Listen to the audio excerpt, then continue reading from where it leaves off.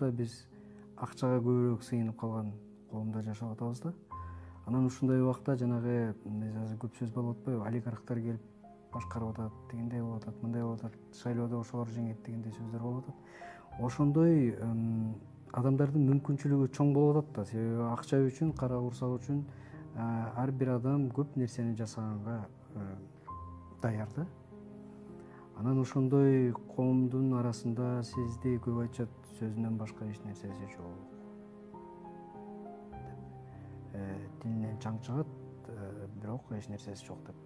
Сиз эмнеге ишенесиз?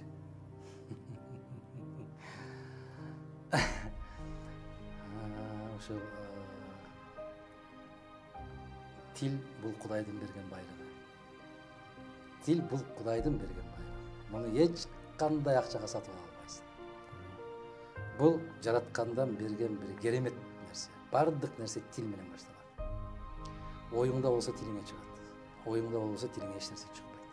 Биринчиден, экинчиден, биздин элибиз аябай кылымга арткан, залкар, көрөнгөсү терең эл деп айтабыз го.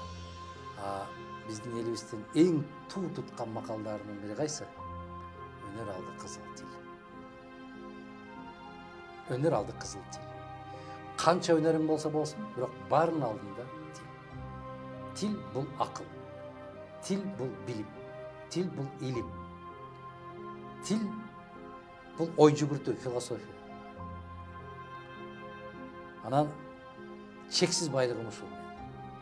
Баягы акчасы көп банктары бар, анан ресторандары бар, анан тигиниси завод, фабрикалары бар дегендер менин тилимди сатып ала албайт. Алардын байлыгы жетпейт. Ишенсеңиз, байлык жетпейт. Ошондуктан мен чексиз баймын. Биринчиси. Экинчиси, Черчилль менен баштадыңыз. Черчиллдин дагы акчасын сөз кылган жоксуздар. Сигарасын сөз кылган жоксуздар.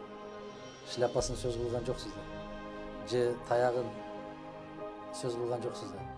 Черчиллдин эмнесин сөз кылдыңыз? Тил. Минген машинасында сөз кылган. Минген машинасында канча жолу премьер болду, кандай жеңиштерге жетишти, аскер министри болгон, деңиз министри болгон. Аларды айткан жоксуздар. Айткан сөз. Эмнени айткан сөзүн айттыңыз. Бул тил. Бул адамдын ой жүгүртүү кабилетинин деңгээли. Тил.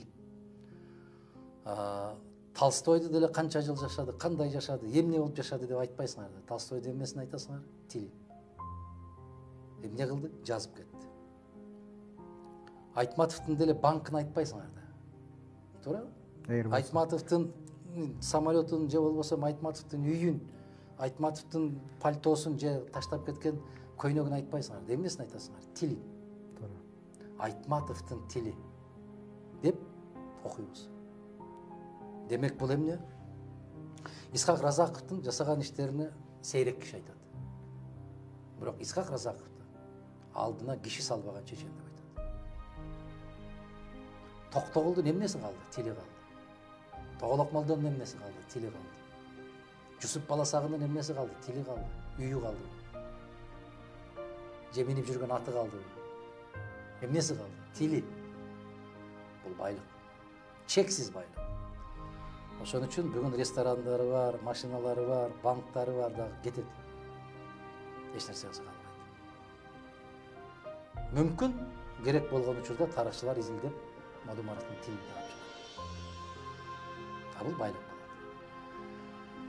Экинчи маселе, коркунучтуу маселе, мына Дудук эки сөздүн башын бириктире албаган, өзүнүн пикирин билдире албаган. Кече Атамбаев абдан копол бир сөз айтып койду. Бир киши жөнүндө, ал өзүнүн жасаган ишинди айтып бере албайт. Мактана албайт деген. Мактана албайт эмес, жасаган ишинди айтып бере албайт. Айтып бере албаган болсо, анда кимге тапшырабыз биз? Нереген залкар мамлекеттердин жетекчилери менен жолугушуулар болот?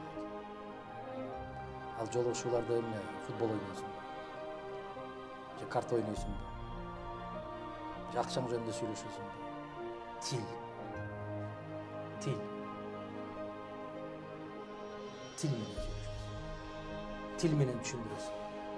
тил менен мамлекетиңди тааныштырасың. Бардык нерсе тил. Орустардын чоң чыгармасы бар, слово полку Игоря. Ошол башталат. Вначале было слово. Бардык нерсенин башаты сөз деп. Сөздү берметтей кылып тизип сүйлөштүн өзү бул чоң байлык. Асылгандар асыла берсин. Эгер Мадумаровдун тилинен чаң чыгып атса, ошол чаң бирөөнүн көзүнө барып кирип атабы? Же бирөөнүн бетине барып шыбалып калып атабы? Эмне болуп атат? Түшкүртүп аткандыр да. Эмне зыяны тийип атат? Эмне зыяны? Аллергиясы бар экен чаңга. Ошондуктан бул менин сыймыгым. Бул керемет мына кыргыз тили, кыргыз ушул тарыхын сүрөттөп, жазма тарыхы жок, Оғыз эки тарыхы бар кыргызда. Оғыз эки тарыхын кийин жазмага түшүрдү. Эгерде ошол кызыл тил болбосо, манасын кайдан келмек? Залкар эпостор кайдан жаралмак? Баарын ошону аздектеп,